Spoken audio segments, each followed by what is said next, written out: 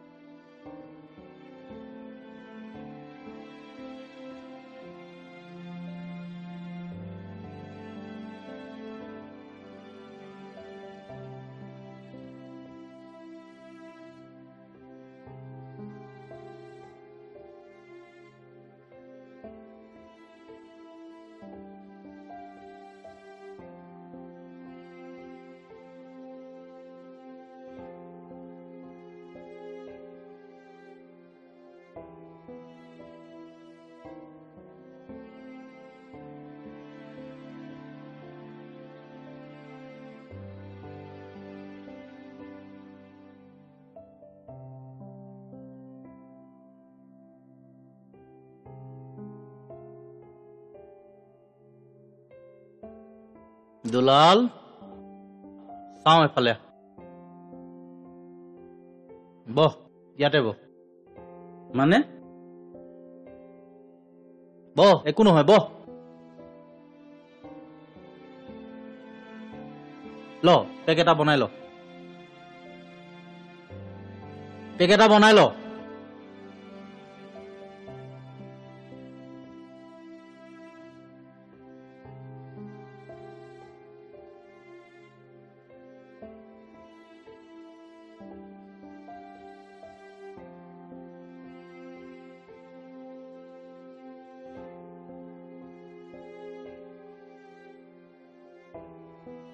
Cheers. Be comfortable. আজিৰ পৰা আমি একেলগে খাম অকলে অকলে আৰু ভাল নলগা হৈছে মই ইয়াত আৰু তই তাত বহি খাই থকাতকৈ তাতকৈ একেলগে বহি খালে কি প্ৰব্লেম আছে অলপ কথা পাতিব পাৰিলে ভাল লাগে ল চাকনা খা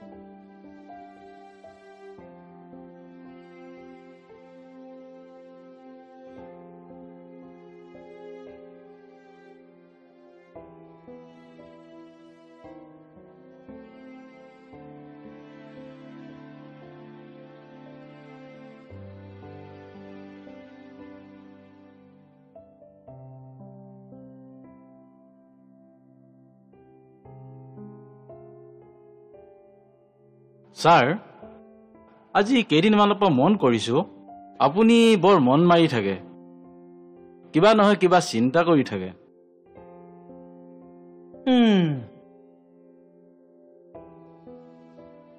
জীৱনত কিবা বৰ ডাঙৰ ভুল কৰিলো দুলাল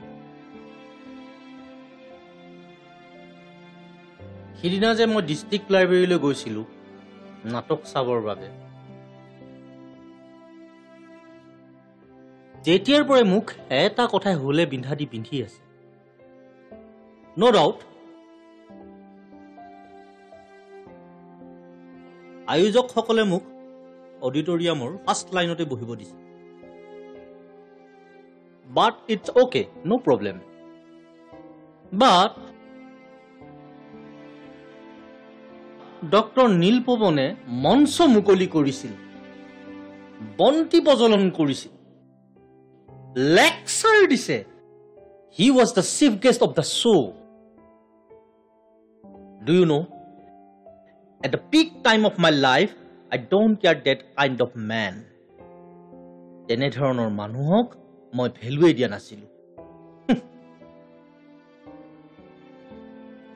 তেওঁ এখন চৰকাৰী হস্পিটেলত চাকৰি কৰিছিল আৰু মই 50-60 জনৰ পৰা 100 জনলৈকে পেচেণ্ট ডেইলি চাইছিলো বেলেগতকৈ দুগুণ বেছি ফিজ আছিল মোৰ নাৰ্ছিং হোমবোৰে ঘৰৰ পৰা লৈ গৈছিল আকৌ ঘৰত থৈ গৈছিল কোম্পানীৰ ল'ৰাবোৰ সেই সময়ত মোৰ পিছে পিছে ঘূৰি ফুৰিছিল আৰে টকাই মোক সেইখিনি সময়ত খেদি ফুৰিছিলে যোনফালে যাওঁ সেইফালে মাথো টকা আৰু টকা ডক্টৰ নীলপৱনে কবিতা লিখিছিল পেপাৰে আলোচনীও কিবা লিখিছিল সভায়ে সমিতিয়ে ঘূৰি ফুৰিছিল বাট দ্য টাইম আই ৱাজ লাফিং কি হ'ব এইবোৰ কৰি সামাজিক অনুষ্ঠান প্ৰতিষ্ঠানলৈ মোকো মাতিছিল but I have never attended any kind of program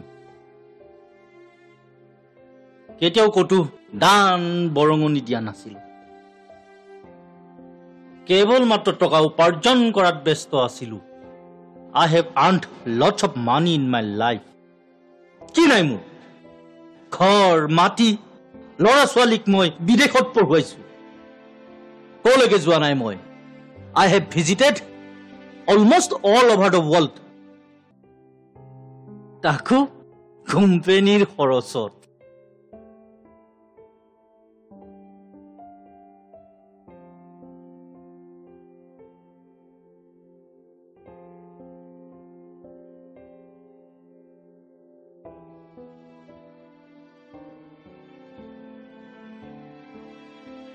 এতিয়া অনুভৱ কৰিছো দুলাল কৰবাত যেন কিবা এটা ভুল হৈ গ'ল ডক্টৰ নীলপৱন যাক মই সাধাৰণ MBBS বুলি উৰুৱাই দিছিলো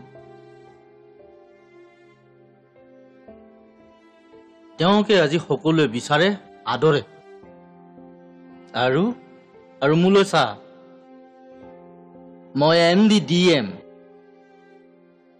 এতিয়া মোক ঘূৰিয়েই নাচায় এসময়ৰ প্ৰবল প্ৰতাপী গোস্বামী ডাক্তৰ আজি চুকৰ ভেকুলি কোনো নাহে মোৰ ওচৰলৈ এই প্ৰকাণ্ড ঘৰটোত কথা পাতিবলৈ কোনো নাই মোৰ আৰু এই সামাজিক অনুষ্ঠানবোৰতো বাদেই দে চালা পৰিয়ালৰ মানুহবোৰে মাত এষাৰ দিবলৈ ওলাই নাহে কিয় আহিবনো সিহঁত কিয় আহিব যেতিয়া মোক মাতিছিল তেতিয়া মই মুখখন ঘূৰাই দিছিলো কলৈকো মই যোৱা নাছিলো জীৱনত এজন ৰোগী মই ফ্ৰীত চাই নাপালো কোনো বিনামূলীয়া কেম্পত আজিলৈকে মই গৈয়ে নাপালো আগতে যিবোৰ মানুহে মোৰ পিছে পিছে ঘূৰি ফুৰিছিল আজিকালি সিহঁতে মাতিব নোখোজা হ'ল কিয়নো মাতিব সিহঁতে আগতে সিহঁতক মই মানুহ বুলিয়েই গণ্য কৰা নাছিলো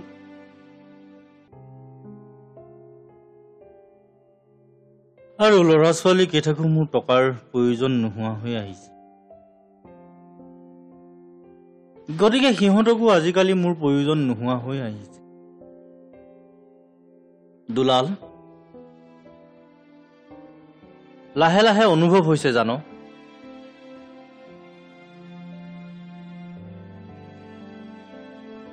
টকাৰ বাহিৰে দেখোঁ মোৰ একোৱে নাইও।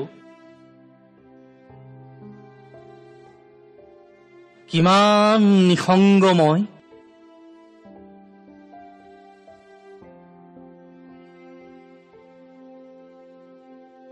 আপোনাৰ লগত থাকি মই নিজকে ডক্তৰ বুলি ভাবি লৈছিলো ছাৰ।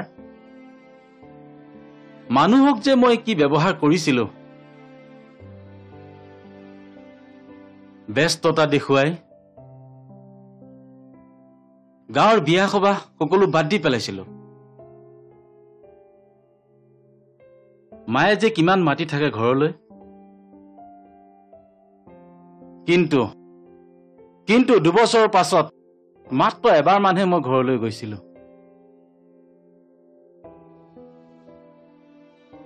বিয়াকৈ মা ঢুকাই থাকিল। মিছা অহংকাৰত ছোৱালীবোৰ ৰিজেক্ট কৰি কৰি পিছত ছোৱালীয়ে নোপোৱা হলো চাল্লা। ছাৰ, আজিকালি মোক কোনেও নিবিচৰা হ'ল। আনকি নিজৰ দাদাহঁতেও এটা ফোন নকৰা হ'ল ছাৰ।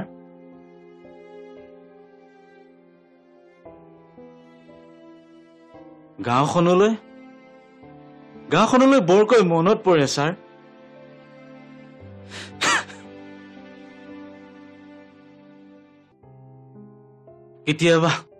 কেতিয়াবা মন যায় যেন সকলো এৰি গাঁও ঘৰলৈ গুচি যাওঁ।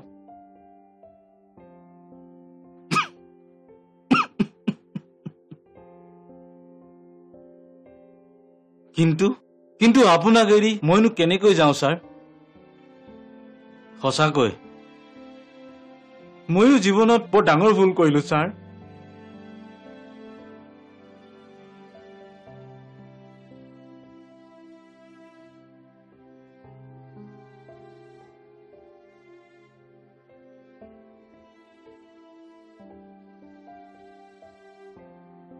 ছাৰ, হাতটো লগাই দিওঁ নেকি?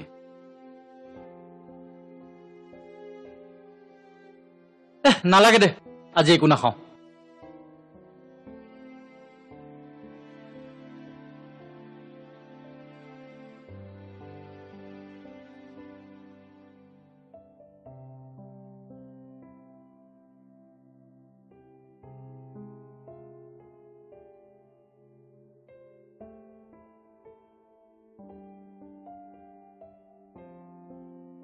Ragini, are you ready?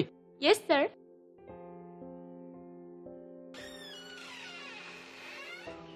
কাক বিচাৰিছিলে? হয়, ছাৰ আছে নেকি বাৰু? ছাৰ আছে বাৰু, আহকচোন আপোনালোক।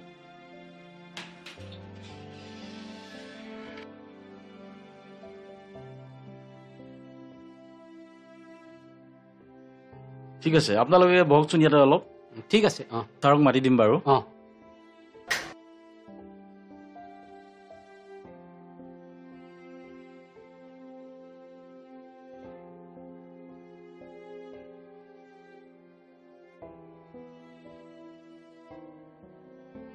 Good morning, sir. Morning. Sit.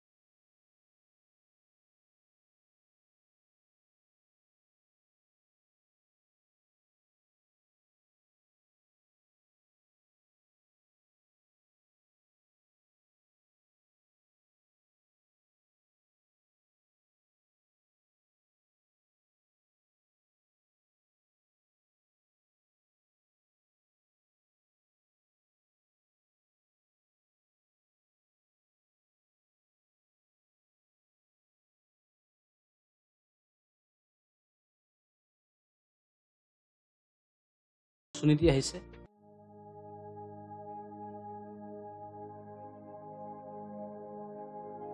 Sir sir I am extremely sorry, Papa.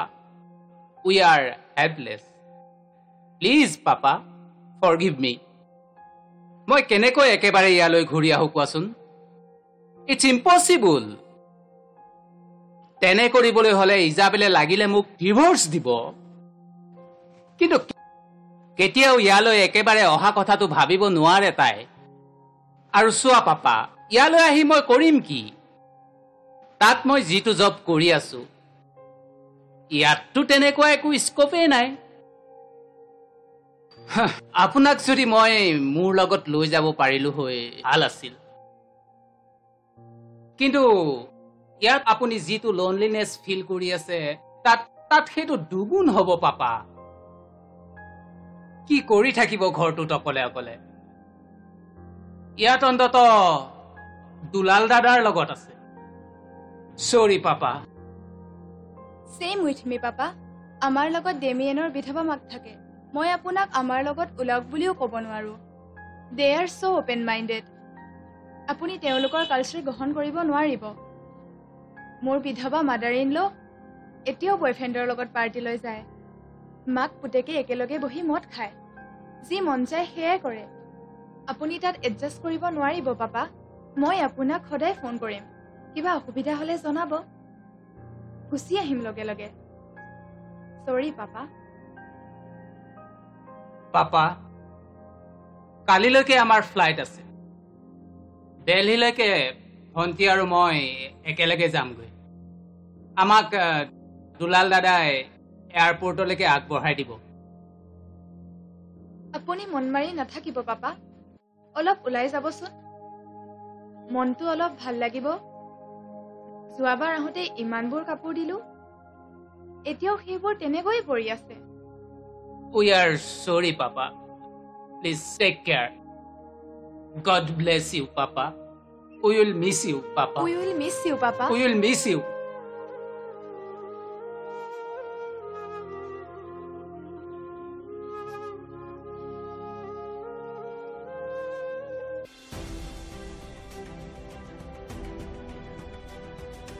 Sir No! Sir. No!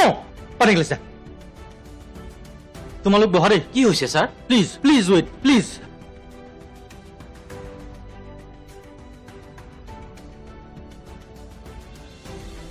নাই নাই, ঠিক আছে ছাৰো কিবা এটা হৈছে, আপোনালোকে অলপ বহকচোন দেই। মৃত্যুৰ কথা শুনি ছাৰে চাগে ভয় খাইছে। ৰাগিনী, নেক্সটটো আমাৰ ৰেডি আছে? ৰাগিনী, কি ভাবা, আমি সফল হ'ব পাৰিমনে বাৰু? Let's see, sir. I'm telling. Okay, সেইটোৱে ৰেডি কৰা আছে।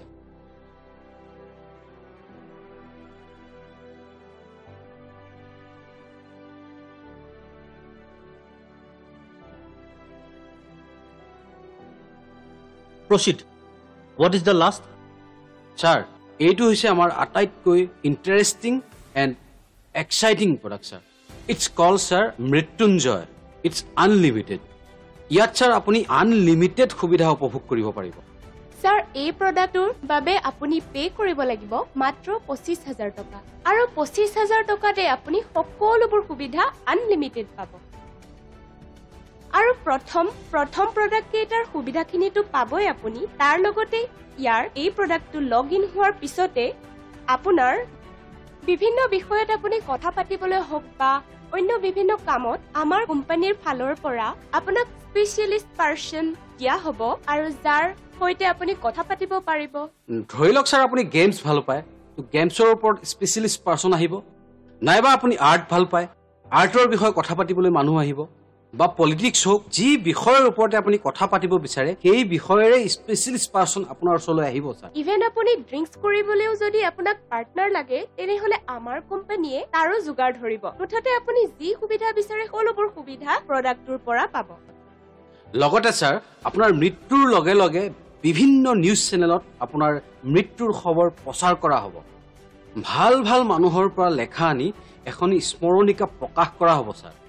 তাত ছাৰ বিভিন্ন লিখকৰ পৰা লিখাই আনি শোক বাৰ্তা প্ৰেৰণ কৰা হ'ব লগতে ছাৰ এটা বৃহৎ সমদল কৰি এখন পুষ্পসজ্জিত বাহনেৰে আপোনাৰ মৃতদেহ লৈ যোৱা হ'ব কান্দিবলৈ আইসকলক গাঁৱৰ পৰা মাতি লৈ অহা হ'ব ছাৰ ইমানখিনি কৰাৰ পাছতো আপোনাৰ অস্থি গংগাত উটুৱাই দিয়ালৈকে আমাৰ কোম্পানীয়ে ব্যৱস্থা গ্ৰহণ কৰিব ছাৰ এই পলিচিখনৰ আটাইতকৈ মৰম লগা দিশটোৱে হৈছে ইয়াত আপুনিও কিবা এড কৰিব পাৰিব আপোনাৰ মনোবাঞ্ছা পূৰণ কৰিবলৈ মানে আপোনাৰ অন্তিম ইচ্ছা পূৰণ কৰিবলৈ আমাৰ কোম্পানী বাধ্য ছাৰ মানে ছাৰ আপোনাৰ যদি কিবা কৰিবলগীয়া মানে এড কৰিবলগীয়া থাকে সেয়া আমাৰ কোম্পানীয়ে কৰিব sir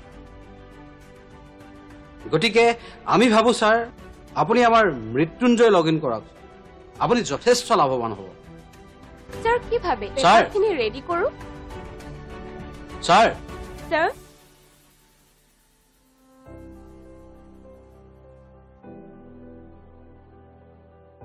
sir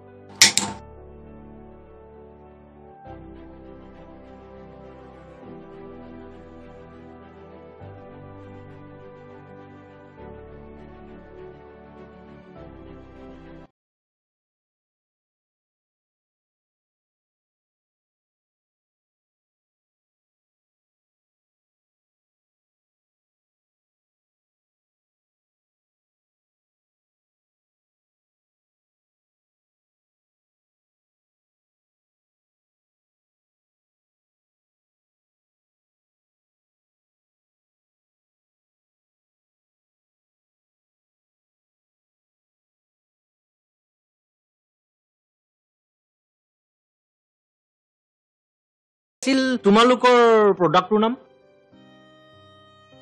Mrityunjay Mrityunjay yes Mrityunjay Mrityunjay Mrityunjay Mrityunjay I am the right person মৃত্যুঞ্জয়ৰ কাৰণে মই ৰাইট পাৰ্চন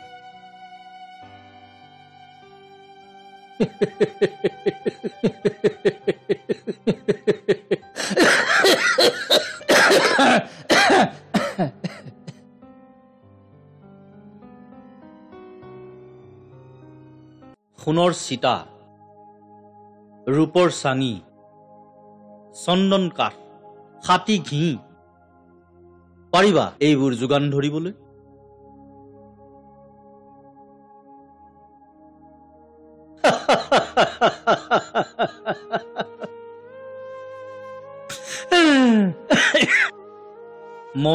মই সেইজন ব্যক্তি যি টকাৰ দাবানলত বহি নিজক হেৰুৱাই দিলো ৰাইট পাৰ্চন তোমালোকে এজন ৰাইট পাৰ্চনক বিচাৰি পাইছা সময়ৰ উপহাস হয়তো সমাজৰ অভিশাপ অবুজ হাতৰ এই জীৱন বিচিত্ৰ এই জীৱন পৰিক্ৰমা